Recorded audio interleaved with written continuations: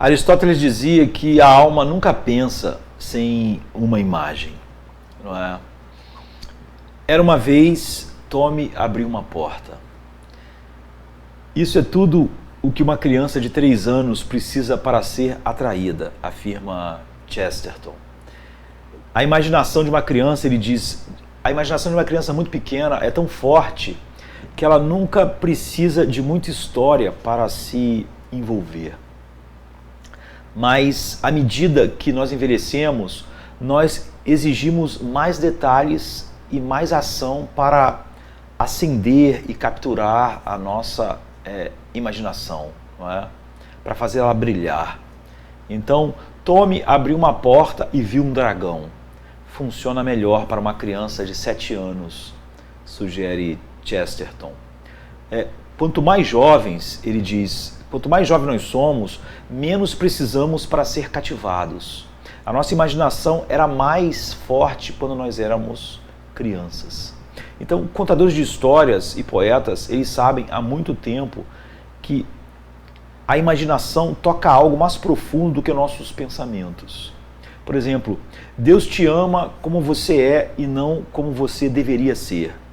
Por mais consolador e verdadeiro que isso possa ser, não vai nos tocar ou nos alcançar da mesma forma que uma história que comece assim: um certo homem tinha 2 filhos, como está em Lucas 15, 11, uma das histórias mais conhecidas que existem, né? O filho pródigo, não podemos esquecer e o que está por trás dela, porque nossa imaginação foi capturada. Então, essa série de vídeos exigirá que você use a sua imaginação, porque a união com Cristo, que é o tema dela, é uma realidade totalmente encantada. E nós vivemos em um mundo, eu diria, desencantado.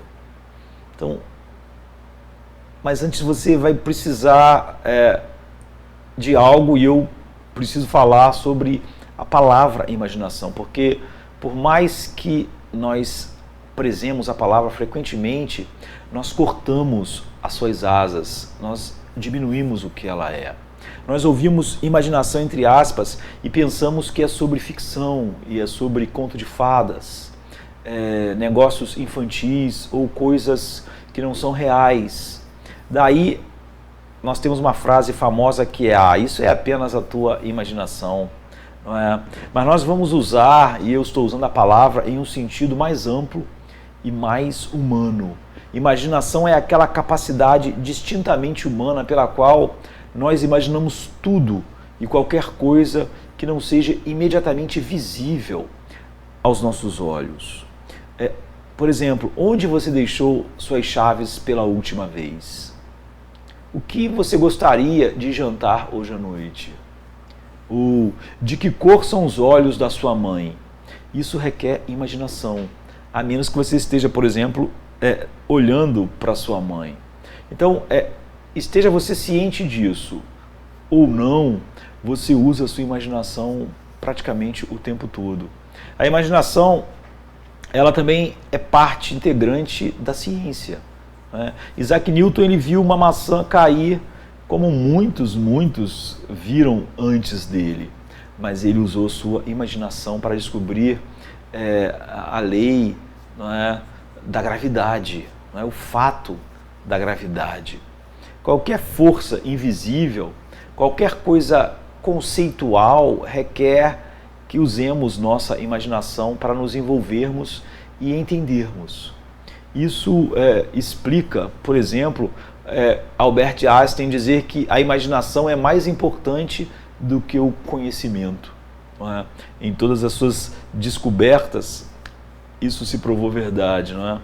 Mas mais do que apenas ver o que é irreal ou fantástico, você vê, a imaginação é usada para imaginar qualquer coisa que seja real, mas não esteja diante dos teus olhos.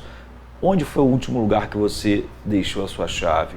Ou seja, imaginar qualquer coisa que seja real, mas não visível. Não é apenas imaginação, é a tua imaginação, não é? De algo real. Então, mais importante ainda, a imaginação é necessária para conhecer e desfrutar Deus.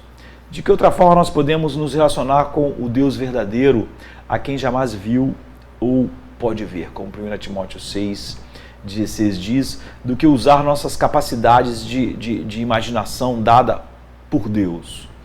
Não imaginar algo que nossa imaginação cria, não é?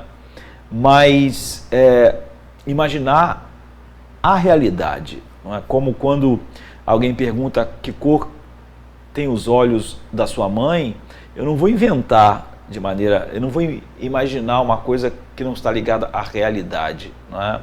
Ou onde você deixou a chave pela última vez, eu não vou imaginar qualquer lugar, eu vou conectar a minha imaginação a uma coisa real, não é? E nós devemos usar a nossa imaginação se nós quisermos habitar e experimentar plenamente a vida cristã. Se uma linguagem como essa deixa alguém tenso ou nervoso, observe que a Bíblia do começo ao fim chama a nossa imaginação, chama a presença da nossa imaginação. Quando, por exemplo, Moisés diz ao povo para dizer a todas as gerações, dizer de geração em geração, é por causa daquilo que o Senhor fez por mim quando eu saí do Egito. Êxodo 13, verso 8. Ele os está chamando para usar a imaginação deles, as próximas gerações. Eles devem colocar-se na história do Êxodo e torná-la deles. Então, quando você lê uma parábola de Jesus e tenta descobrir o que ela pode significar, está usando sua imaginação. Quando os escritores do Novo Testamento nos perguntam, nos ordenam, melhor dizendo, concentre-se nas coisas que são de cima, como Paulo diz em Colossenses 3:2. Não é uma ordem de esticar o pescoço e tentar olhar para o céu, mas de procurar uma realidade além do que podemos naturalmente ver. Quando eles nos dizem para fixar nossos olhos no que não é visto, no que é invisível, né? Em 2 Coríntios 4:18, é a nossa imaginação que deve responder. Ou siga aquele mandamento bíblico mais frequente, talvez um dos mais frequentes ou o mais frequente da Bíblia, que é lembrar. Não é? Lembre.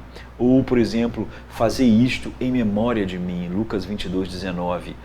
Ou seja, a minha imaginação vai ter que ir para o Calvário, não é? Para a cruz, e nós temos o pão, e nós temos o vinho. Você não consegue se lembrar sem envolver sua imaginação. E há um trágico refrão na Bíblia, que é: mas eles esqueceram, como está em Juízes 3:7, 1 Samuel 12:9. Então, pode ser diagnosticado como uma falha de convocar a nossa mente continuamente aquelas coisas. Isso é uma falha de imaginação. Então, aqui nós vamos escavar um tesouro esquecido, que é a grande doutrina e realidade da união com Cristo. Agora, por que algo tão valioso precisaria ser escavado de novo? Não é como algo que ficou enterrado. Não é? Em um vídeo posterior eu vou oferecer várias razões sobre o porquê, várias sugestões sobre o porquê. Mas, de modo geral, nós perdemos a união com Cristo como uma lente controladora de como nós pensamos sobre o Evangelho e a salvação. Mas aqui eu vou oferecer apenas um tiragosto, não é? O estudioso bíblico Walter Brueggemann, ele afirma que a patologia-chave do nosso tempo, que nos seduz a todos, é a redução da imaginação, de modo que nós ficamos muito entorpecidos, saciados e cooptados para fazer um trabalho imaginativo sério. Não é? Eu acho que ele está certo, e se Chesterton também estiver certo, e você tiver mais de 3 anos de idade, ou só um pouco mais, não é? E se você estiver por aí, muito provavelmente você, se está vendo isso, você tem bem mais de 3 anos de idade. Então, de acordo com Chesterton, a sua imaginação já está muito diminuída, não é? Ele diz que uma criança de 3 anos, uma pequena frase, tome abriu a porta, já captura. Era uma vez, tome abriu a porta, já captura a atenção e a imaginação dela. Uma de 7 anos já era uma vez, tome abriu a porta e viu um dragão. Precisa de um pouco mais. E quanto mais velho, mais nós perdemos isso. Se você que está vendo, como eu disse, já tem mais de 3, de 7 anos, e é o provável, né? Então a sua imaginação já perdeu muito da sua capacidade. Uma maneira de pensar sobre a vida cristã não é a única, mas uma maneira poderosa e é muito pouco usada. É que acreditar no Evangelho significa ter sua imaginação cativa e ter a sua imaginação remodelada por uma nova história.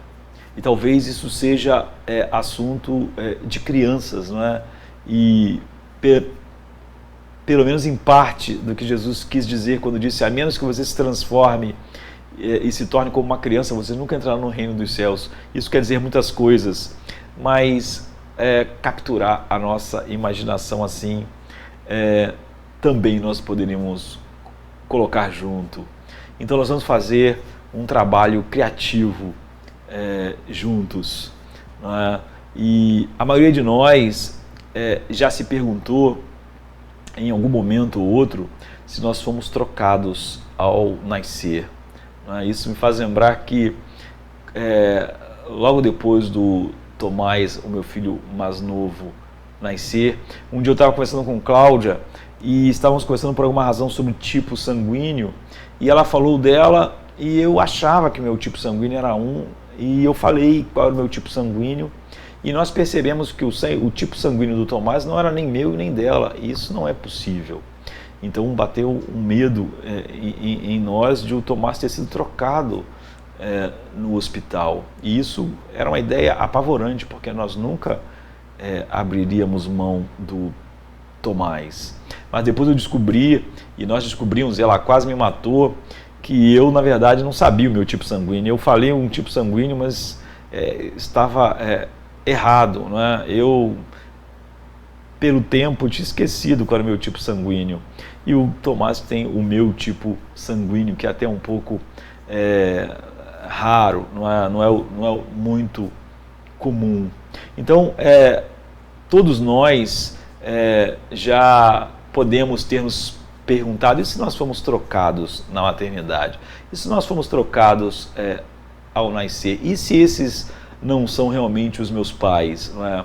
Então agora use a sua imaginação, né? Imagine que seus pais são maus e críticos e que você sempre foi uma decepção para eles e eles uma decepção para você.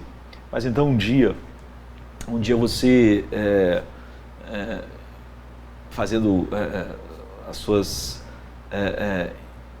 encurtidas pela casa, você acaba encontrando um baú empoeirado no sótão, e você silenciosamente arromba a fechadura, abre a fechadura, consegue abrir o cadeado, abre esse baú e descobre lá documentos que provam que você foi de fato sequestrado quando era um bebê. Afinal, aquelas pessoas não são seus pais, eles são criminosos, eles te sequestraram. Então você descobre que sua verdadeira mãe é uma pintora famosa, que estudou na Sorbonne, em Paris, e seu pai verdadeiro é um cientista ganhador do prêmio Nobel, né? E você diz a si mesmo: claro, isso explica tudo, eu tenho algo extraordinário, né? E eu sabia disso o tempo todo. E você também leu lá que eles são incrivelmente ricos e tem uma herança pródiga esperando por você, e eles estão há muito tempo procurando o filho deles que foi sequestrado. É uma história fantástica, mas você entendeu. Tal descoberta faria com que você reinterpretasse toda a sua vida, que você reinterpretasse tudo sobre a tua vida, de onde você veio, tua verdadeira identidade, tuas capacidades e habilidades, os recursos disponíveis para você, seu futuro, seu destino. Depois daquele dia, sua vida nunca mais seria a mesma. Você ia descer do sótão com novos olhos para tudo e todos. Você já ia descer do sótão com uma visão totalmente diferente de todas as coisas.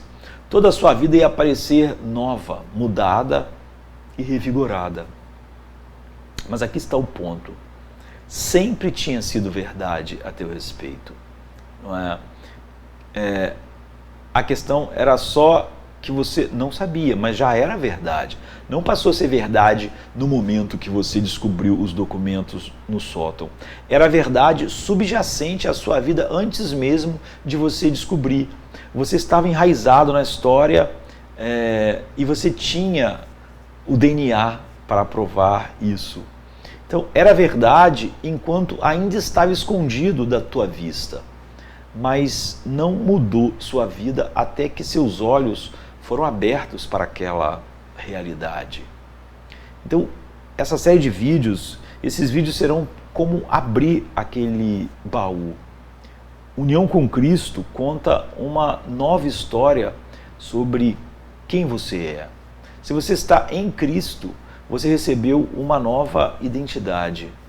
Deus te chamou para uma nova vida enraizada em uma história anterior a você, que está totalmente ancorada na vida, morte e ressurreição de Jesus.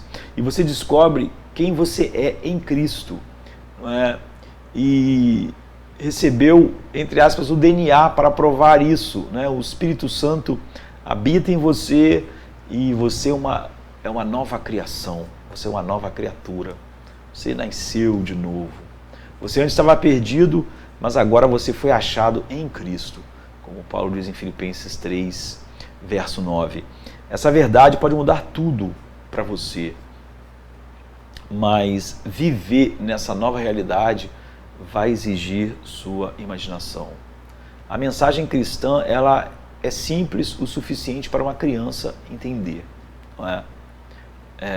O cerne dela. Ao mesmo tempo, a Bíblia diz que por causa da nova vida que você recebeu em Cristo, que nós recebemos em Cristo, de agora em diante não temos consideração por ninguém do ponto de vista humano, 2 Coríntios 5,16.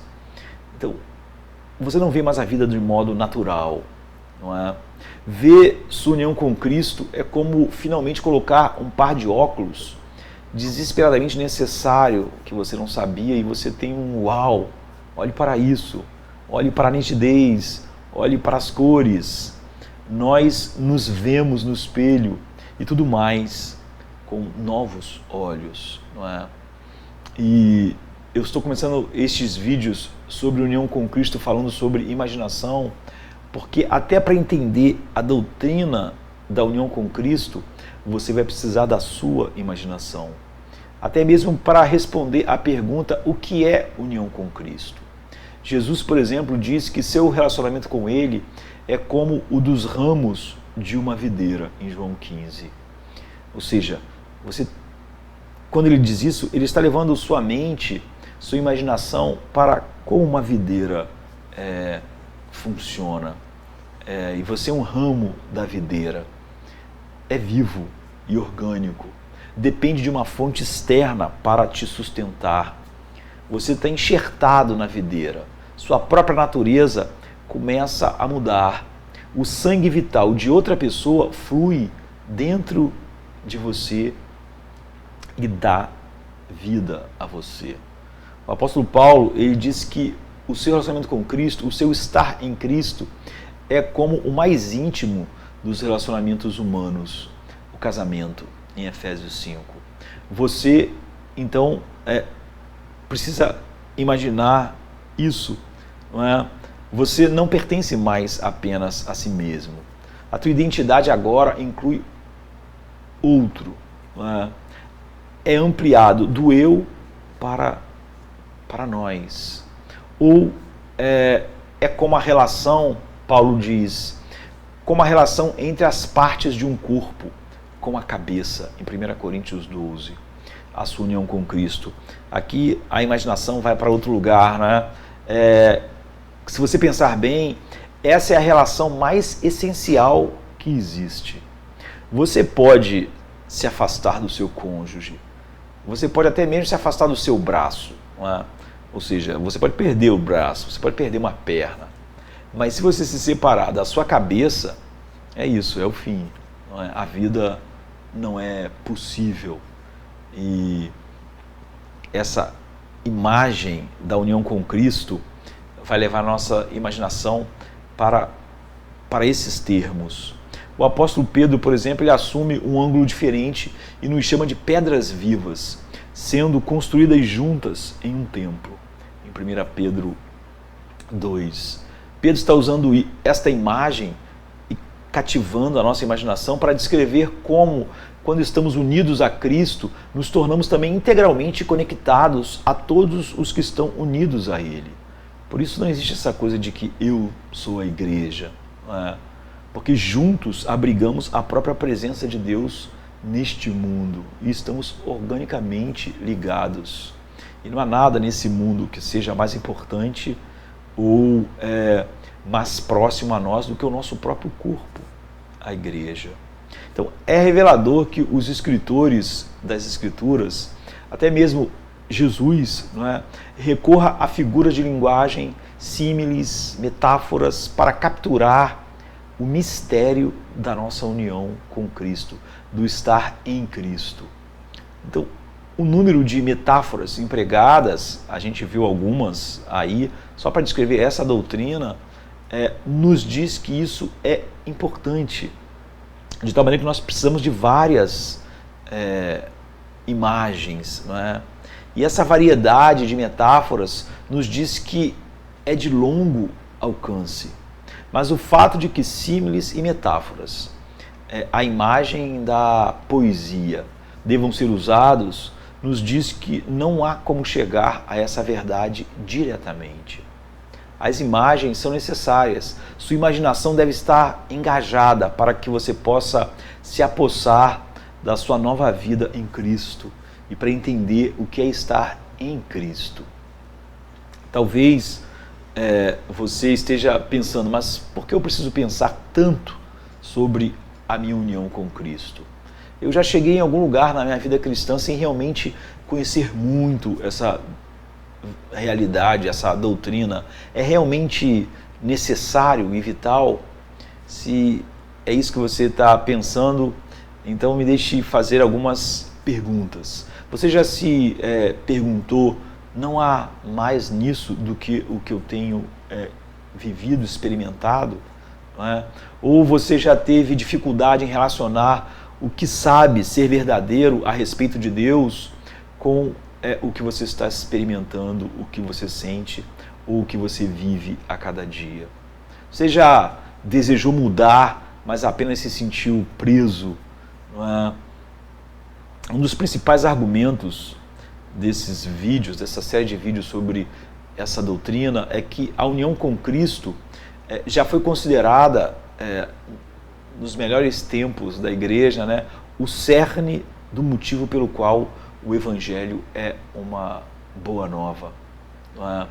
Nada é mais básico ou mais central para a vida cristã do que a união com Cristo. Em Cristo, em Cristo. Por exemplo, Paulo repete isso inúmeras vezes no livro de Efésios, para nos mostrar como todas as coisas dependem disso. Não é? É nele que nós temos toda a sorte de bênçãos espirituais. É nele, é em Cristo. Em Cristo Deus nos escolheu. Em Cristo nós fomos predestinados. Em Cristo. E, no entanto, para muitos de nós, a união com Cristo pode parecer vaga, sombria e não central, básica e fundamental. E é claro que isso tem consequências muito reais para a nossa vida cotidiana com Deus e o nosso crescimento espiritual.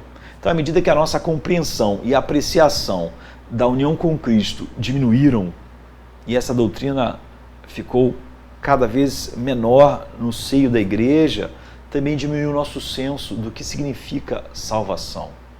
Nós podemos saber do que Deus nos salvou da sua ira, nos salvou do pecado, do inferno, mas cada vez mais nossa geração perdeu de vista o para que Deus nos salvou, qual é o propósito. Então, tornar-se cristão não é simplesmente passar a acreditar em certas coisas sobre um Deus que permanece fora de você, ou acreditar em fatos simplesmente que aconteceram séculos atrás. E ser cristão não é simplesmente sobre o que você faz ou não faz, o que eu fazia e não faço mais, o que eu não fazia e agora eu faço. O cristianismo é uma vida de fé, mas é uma fé viva, é uma fé que está operando todas as coisas. Você foi enxertado na própria vida de Deus e convidado a participar da comunhão de Deus, da comunhão eterna que existe entre o Pai, o Filho e o Espírito. Paulo diz assim: fiel é Deus pelo qual foste chamados para a comunhão do seu Filho, Jesus Cristo, nosso Senhor. 1 Coríntios 1:9. Será que alguma coisa na vida cristã pode ser mais preciosa do que isso, do que essa declaração? Foi para isso que Deus nos salvou. Comunhão, relacionamento e intimidade com Ele mesmo. Foi por isso que Cristo morreu e sofreu, para nos levar a Deus. É o que 1 Pedro 3,18 diz. Como J.I. Packer ele coloca numa obra clássica dele, Conhecendo Deus, ele diz: o que fará do céu ser o paraíso é a presença de Jesus e de um Pai divino reconciliado que nos ama por Jesus, não menos que ama o próprio Jesus. Para ver, conhecer, amar e ser amado pelo Pai e o Filho no Espírito, na companhia do resto da vasta família de Deus. Isso é toda a essência da esperança cristã. Se você é regenerado, esta perspectiva te satisfaz completamente, ele diz. Então, se a presença de Jesus é o que torna o céu, e se a união com Cristo significa que você pode ter a presença de Jesus habitando dentro de você agora, então você vê o que isso significa. A união com Cristo significa que a realidade de conhecer a Deus e viver em comunhão com Ele não começa quando nós morremos. A vida eterna começa nesta vida, quando Cristo une sua vida à nossa. Como ele diz em João 17,3, a vida eterna é essa, conhecer a Ti somente como Deus e a Jesus Cristo. Então, nós podemos ter comunhão com Deus por meio de Cristo, diz 1 João 1,3. Podemos começar a experimentar o paraíso em nossas vidas agora. Isso é alegria indizível e cheia de glória. Se você está unido a Cristo, você é um cidadão do céu. Paulo diz em Filipenses 3,20. Você vê que ele está usando o tempo presente. Você tem toda sorte de bênçãos espirituais em Cristo, Efésios 1:3. Você participa das realidades celestiais, mesmo quando anda com os seus 2 pés no chão, sobre essa terra. Hoje, a gente faz isso pela fé no que é invisível. Requer nossa imaginação, mas um dia será por vista, quando vermos e estivermos diante da sua face, como Paulo diz em 1 Coríntios 13:12. Então nós conheceremos como somos conhecidos. Então, de todas as boas novas que o Evangelho traz, a maior e de fato a porta para todo o resto é que você está em Cristo, que você pode estar unido a Cristo. É realmente o que é estar salvo. A união com Cristo não é uma ideia abstrata, é uma realidade poderosa, não é? Toda poderosa. Se Jesus uniu a vida dele à sua, então você deve conhecer tudo de que precisa para desfrutar, não é?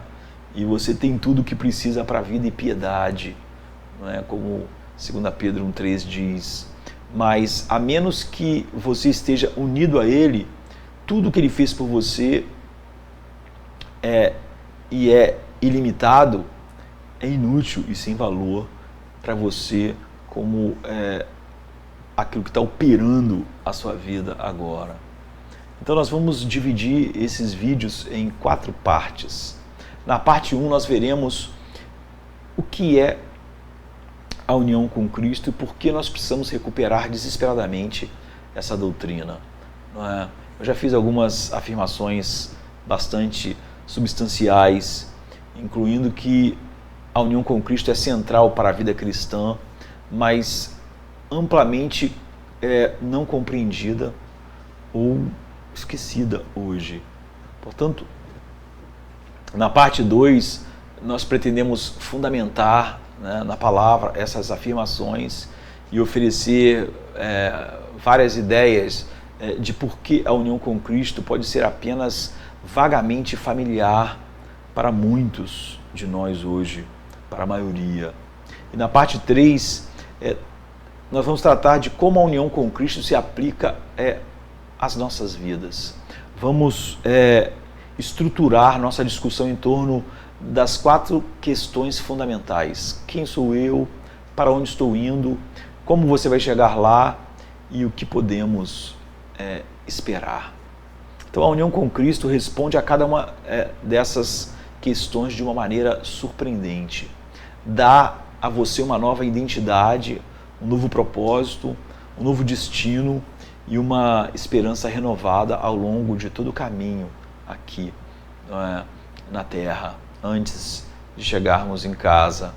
E claro, uma coisa é ter nossas perguntas respondidas, outra é integrar essas verdades em nossas vidas no dia a dia, de tal maneira que tudo mude. E essa é a parte 4 dessa série de vídeos. Como viver em união com Cristo a cada dia mais e mais e mais profundamente. Então, assim como a nossa perda de união com Cristo como uma lente controladora teve repercussões negativas reais, a recuperação disso contém um enorme potencial de esperança e cura. Então nós veremos algumas das possibilidades e fatos, não é, que essa recuperação oferece inexoravelmente a nós, especificamente como ela pode nos ajudar a unir coisas que muitas vezes parecem divergentes. Graça e obediência, cruz e reino, misericórdia e justiça, o Cristo pessoal e o Cristo cósmico.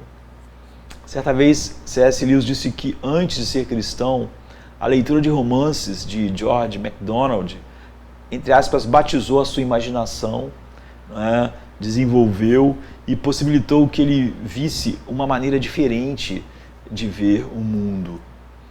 Então a minha esperança para esses vídeos é que, em alguma medida, faça isso por você também, que você seja despertado para a sua união com Cristo e isso acenda a sua imaginação e altere totalmente a sua visão até que você veja a si mesmo e os outros, Deus e este mundo de uma forma muito, muito diferente. O apóstolo Paulo, ele ora para que os olhos do nosso coração sejam iluminados, para que nós saibamos qual é a esperança para a qual Deus nos chamou, quais são as riquezas da sua gloriosa herança. Em Efésios 1:18. Paulo ora para que seja abertos os olhos do nosso coração. O que são eles? Não são os olhos da nossa face, são algo profundo em nós, e a nossa imaginação está envolvida. A minha esperança, então, é que com eles você veja, com esses olhos do coração, você veja o que é verdadeiro, para que possa conhecer a Deus, desfrutá-lo e se encher de esperança e alegria indizível. E essa gloriosa aventura começa na união com Cristo e nessa doutrina fundamental. Então, vamos adentrar nessa aventura juntos no próximo vídeo já dessa série. Amém, queridos? Amém. Come to me, you